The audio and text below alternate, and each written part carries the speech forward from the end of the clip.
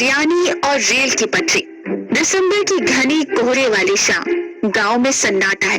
लोग रजाई में दुबके हैं।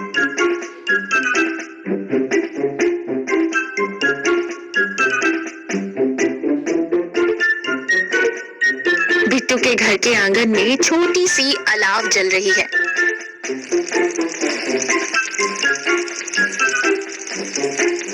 ओए होए, आज तो हड्डी गलाने वाली ठंड है भाई। ऐसी ठंड में अगर गर्मा गर्म मसालेदार मटन बिरयानी मिल जाए तो कसम से स्वर्ग यहीं धरती पर उतर आए। भाई बात तो तू लाख रुपए की कर रहा है, लेकिन समस्या मटन की नहीं है, समस्या है खुशबू की। तुझे याद है पिछली बार क्या हुआ था?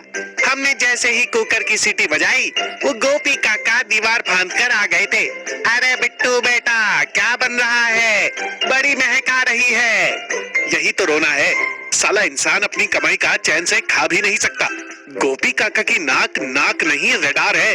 3 किलोमीटर दूर से पता लगा लेते हैं कि किसके घर में हल्दी डल रही है और किसके घर में हींग। इस बार ऐसा नहीं होगा, इस बार प्लान सॉलिड बनेगा।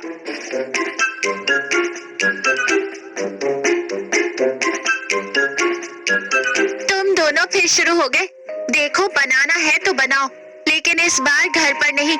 मुझे फालतू की भीड़ नहीं चाहिए। पिछली बार वो शर्मा जी पूरा पतीला साफ कर गए थे और हमारे हिस्से में सिर्फ ग्रेवी आई थी। सुमन तुम चिंता मत करो, इस बार अंडरग्राउंड ऑपरेशन होगा। ऐसी जगह ढूंढूंगा जहां परिंदा भी पर ना मार सके। गोपी काका तो दूर की बात है। बिट्टू और कल्लू गांव के बाहर घूम रहे थे। खेत खलिहान सब देख लिए, पर हर जगह खुला मैदान है। भाई खेत में बनाते हैं। पागल है, हवा चलेगी तो खुशबू पूरे गांव में जाएगी। हमें ऐसी कोई जगह चाहिए जो बंद हो, सुरक्षित हो और गांव से थोड़ी दूर हो। तभी एक तेज आवाज आती है। ऊपर से रेलगाड़ी गुजरी थी। वे दोनों रेलवे ट्रैक के नीचे बने एक पुराने सूखे टनल के पास खड़े हैं।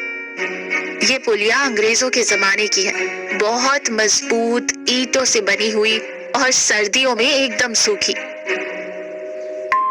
कल्लू देख रहा है तू इसे? हाँ भाई, पुलिया है, गंदी होगी। अबे गंदी नहीं, सूखी है। और सबसे बड़ी बात, ऊपर से ट्रेन गुजरती है। जब ट्रेन गुजरेगी तो बर्तनों की खटर पटर किसी को सुनाई नहीं देगी। और ये जगह गांव की ढलान के नीचे है, यहाँ धुआं भी ऊपर नहीं जाएगा। ये हमारी सीक्रेट टनल है। भाई आइडिया तो धांसू है, पर डर लग रहा है। ऊपर ट्रेन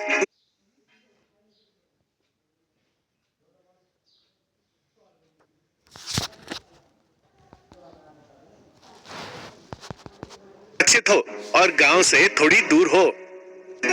तभी एक तेज आवाज आती है। ऊपर से रेलगाड़ी गुजरी थी। वे दोनों रेलवे ट्रैक के नीचे बने एक पुराने सूखे टनल के पास खड़े हैं। ये पुलिया अंग्रेजों के जमाने की है, बहुत मजबूत ईंटों से बनी हुई और सर्दियों में एकदम सूखी। कल्लू देख रहा है तू इसे? हाँ भाई, पुलिया है, गंदी होगी। अबे गंदी नहीं, सूखी है। और सबसे बड़ी बात, ऊपर से ट्रेन गुजरती है। जब ट्रेन गुजरेगी तो बर्तनों की खटर पटर किसी को सुनाई नहीं देगी। और ये जगह गांव की ढलान के नीचे है, यहाँ धुआं भी ऊपर नहीं जाएगा। ये हमारी सीक्रेट टनल है। भाई आइडिया तो धांसू है, पर डर लग रहा है। ऊपर ट्रेन, नीचे हम। डरपोक कहीं के। अरे मटन खाना है या खिचड़ी, रिस्क तो लेना पड़ेगा। कल सुबह तैयारी शुरू। बिट्टू और कल्लू ने बहुत सावधानी से सामान इकट्ठा किया। सुन, अगर हम अपने गांव की कसाई की दुकान पर गए तो गोपी काका को पक्का भनक लग जाएगी। इसलिए हम पड़ोस के गांव रामपुर चलेंगे। वहाँ मेरे जान पहचान का एक गडरिया है।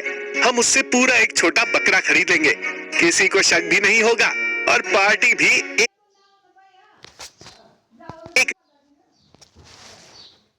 इसलिए हम पड़ोस के गांव रामपुर चलेंगे। वहाँ मेरे जान पहचान का एक गडरिया है। हम उससे पूरा एक छोटा बकरा खरीद लेंगे। किसी को शक भी नहीं होगा और पार्टी भी एक नंबर होगी। और चावल मैं ले आऊंगा। सुमन ने मसाले पीस कर रख दिए हैं। बस हमें गैस का छोटा सिलेंडर और बड़ा भगोना लेकर उस पुलिया के नीचे पहुंचना है। दोपहर तक सारा सामान, लकड़ियां, गैस खत्म होने के डर से एक बैकअप प्लान के तौर पर पानी की कैन और चटाइयां उस रेलवे ट्रैक के नीचे वाली सुरंग में बिछा दी गई। वो जगह वाकई कमाल की थी। दोनों तरफ से ऊंची झाड़ियां थी जिससे कोई अंदर देख नहीं सकता था। अंदर हवा भी नहीं लग रही थी। तभी अचानक सुमन का फोन आता है। सुनो जी, मैं भी आ रही हूँ। घर पर अकेले बोर हो रही हूँ और खुशबू से मेरा मन भी ललचा रहा है। मैं रायता लेकर आती हूँ। अरे ध्यान से आना, कोई देख ना ले। अगर किसी ने पूछा तो कहना कि खेत में काम करने जा रही हो। सुरंग के अंदर माहौल जम चुका था। स्टोव जल रहा है, भगोने में प्याज भुनी और छन छन की आवाज आ रही है। बाहर कड़ाके की ठंड है, लेकिन सुरंग के अंदर आग की वजह से गर्माहट है। भाई क्या रंगत आई है, कसम से आज तक ऐसी बिरयानी किसी ने नहीं बनाई होगी। बासमती चावल की खुशबू तो देखो।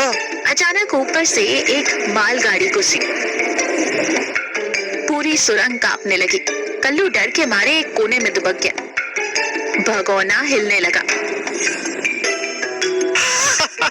अबे डर मत, पकड़ भगोने को। ये तो स्पेशल इफेक्ट्स है, म्यूजिक के साथ डिनर। सुमन भी वहां पहुंच गई थी। उसने चटाई बिछाई और रायते का डिब्बा खोला। सच में बिट्टू, जगह तो कमाल की है।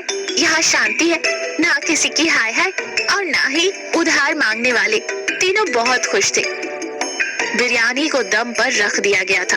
आटे के किनारों से सील कर दिया गया था। अब बस 15 मिनट का इंतजार था। सोचो कल्लू, गांव वाले अभी दाल रोटी खा रहे होंगे और हम यहाँ राजाओं वाला खाना खाएंगे। इसे कहते हैं दिमाग।